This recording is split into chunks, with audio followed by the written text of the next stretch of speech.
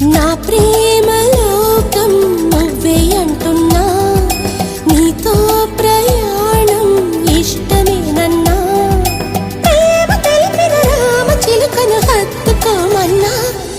చెప్పాలనుంది చిన్న మాటైనా, ఆగనంది దాగనంది లోలోన, ఇన్నాళ్ళ నుండి ఉన్న మాటైనా, ఇప్పుడేగా చెప్పమంది ప్రేమైనా.